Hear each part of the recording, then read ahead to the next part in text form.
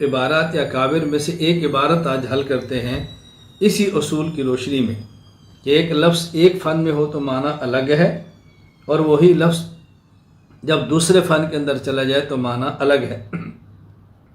سید الطائفہ حاجی امداد اللہ مہاجر مکی نور اللہ مرقدہ، جو مرشد ہیں حضرت اقدس مولانا رشید احمد گنگوہی، قاسم العلوم والخیرات مولانا محمد قاسم نانوتوی، حکیم الامت مولانا اشرف علی تھانوی نور اللہ مراقدہم کے اتنا بڑا شخص، ان کی عبارت پر اشکال ہے۔ حضرت رحمہ اللہ کی کتاب ہے کلیات امدادیہ، یہ مختصر 10 کتابچے ہیں، ان کا مجموعہ ہے۔ کلیات امدادیہ میں 10 مختصر کتابچے کون سے ہیں؟ نمبر 1 ضیاء القلوب، نمبر 2 فیصلہ ہفت مسئلہ، نمبر 3 نالہ امداد غریب، نمبر 4 ارشاد مرشد، نمبر 5 جہاد اکبر، نمبر 6 غذائے روح، نمبر 7 درد غمناک، نمبر 8 مثنوی تحفۃ العشاق، نمبر 9 گلزار معرفت، نمبر 10 وحدت الوجود۔ ان میں ایک عبارت ہے نالہ امداد غریب میں رسول اکرم صلی اللہ علیہ وسلم کی ذات گرامی کو خطاب ہے، تو کہتے ہیں سخت مشکل میں پھنسا ہوں آج کل، اے میرے مشکل کشا فریاد ہے۔ سخت مشکل میں پھنسا ہوں آج کل، اے میرے مشکل کشا فریاد ہے۔ کہتے ہیں دیکھو انہوں نے رسول اکرم صلی اللہ علیہ وسلم کو مشکل کشا کہا ہے، حالانکہ مشکل کشا تو صرف اللہ کی ذات ہے، اللہ کی ذات کے علاوہ تو مشکل کشا ہے ہی نہیں۔ نمبر 2 ارشاد مرشد میں یہ عبارت ہے دور کر دل سے حجاب جہل و غفلت میرے رب، کھول دے دل میں در علم حقیقت میرے اب، ہادی عالم علی مشکل کشا کے واسطے۔ تو یہاں حضرت علی رضی اللہ تعالیٰ عنہ کو مشکل کشا فرمایا۔ نالہ امداد غریب میں رسول اکرم صلی اللہ علیہ وسلم کو مشکل کشا کہا، اور ارشاد مرشد میں حضرت علی المرتضیٰ رضی اللہ عنہ کو مشکل کشا کہا۔ تو مشکل کشا تو صرف اللہ کی ذات ہے۔ اب یا تو آپ حضرت حاجی امداد اللہ مہاجر مکی رحمہ اللہ پر فتوی کفر لگاؤ، اور یا آپ ان کو اپنے جب شیخ سمجھتے ہیں، بڑا سمجھتے ہیں، تو اس کا جواب دو۔ اب ہوتا کیا ہے، یا 2 فریق میدان میں اترتے ہیں۔ ایک فریق اترتا ہے کہ دیکھو اگر ہم فلاں بزرگ کو مشکل کشا مانتے ہیں تو غلط ہے، تو پھر تم بھی غلط ہو دیوبند والے، حاجی امداد المہاجر مکی نے لکھا ہے اور تم ان کا اپنا بڑا مانتے ہو، تو اگر وہ ٹھیک ہے تو پھر ہم بھی ٹھیک ہیں۔ اور ایک دوسرا فریق آتا ہے، وہ کہتا ہے جی وہ جو فلاں بزرگ کو مشکل کشا کہتے ہیں مشرک ہیں، تو تم حاجی صاحب کو بڑا مانتے ہو، وہ حضرت علی اور رسول اللہ صلی اللہ علیہ وسلم کو مشکل کشا مانتے ہیں، تو تم بھی مشرک ہو۔ 2 فریق آ گئے۔ اب ہمارے ذمے ہے کہ جب ہم حضرت حاجی صاحب رحمہ اللہ کو اپنا بڑا سمجھتے ہیں تو پھر ہمیں جواب بھی عبارت کا دینا چاہیے۔ عام طور پہ ہمارے بہت سارے حضرات، میں بڑوں کی بات نہیں کر رہا، عام ایک بات کر رہا ہوں کہ جن کا اس فن سے تعلق نہیں ہوتا، یا علم پختہ نہیں ہوتا، یا کمزوری ہوتی ہے، تو وہ لوگ بڑے آرام سے کہتے ہیں بھی ہمارے کابر کو معصوم تو نہیں، ان سے بھی غلطی ہو گئی۔ بھئی غلطی میں فرق ہے، یہ عقیدے کی غلطی ہے، کفر اسلام کا مسئلہ ہے، کوئی اجتہادی مسئلہ تو نہیں ہے کہ آپ غلطی کے اگر جان چھڑا لیں، کوئی چھوٹی بات تو نہیں۔ اب اس کا جواب سماعت فرمائیں۔ ہم نے کہا مشکل کشا ایک لفظ ہے،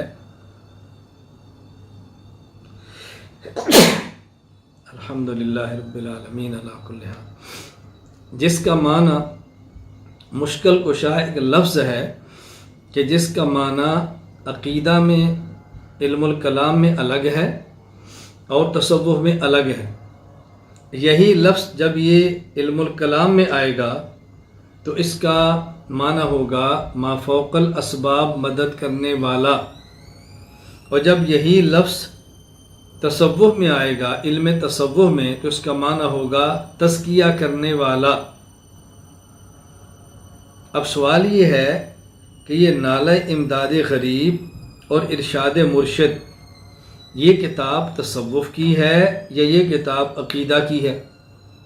اگر یہ کتاب عقیدہ کی ہے تو آپ کا اشکال بجا ہے، اور اگر یہ کتاب تصوف کی ہے تو آپ کا اشکال بیجا ہے۔ حضرت حاجی صاحب جب یہ کتاب تصوف کی ہے، اور علم تصوف میں مشکل کشا کا معنی ہے تزکیہ کرنے والا، تو رسول اکرم صلی اللہ علیہ وسلم تو مزکی ہیں، اور تزکیہ نفس کرنا یہ آپ کا منصب ہے۔ قرآن کریم میں ہے هو الذی بعث فی الامیین رسولا منہم یتلو علیہم آیاتہ ویزکیہم، یہ ہمارے پیغمبر کا منصب ہے تزکیہ کرنا، تو اس میں تو کوئی اشکال کی بات نہیں۔ خود حضرت علی المرتضیٰ رضی اللہ تعالی عنہ ہمارے کی سلاسل کے منتہا ہیں، وہاں تک جا کر سلسلے ختم ہو رہے، تو حضرت علی بھی مزکی ہیں، رسول اللہ صلی اللہ علیہ وسلم کے وارث ہیں، تو اشکال کی بات کیا ہے؟ تو جواب کا خلاصہ کیا ہے کہ مشکل کشا کا لفظ علم الکلام میں ہو تو معنی ما فوق الاسباب مدد کرنے والا، مشکل کشا کا لفظ جب علم تصوف میں ہو تو معنی تزکیہ کرنے والا۔ حضرت حاجی صاحب رحمہ اللہ کی کتاب جس میں یہ عبارت ہے سخت مشکل میں پھنسا ہوں آج کل، اے میرے مشکل کشا فریاد ہے، نالہ امداد غریب، یہ علم تصوف کی ہے۔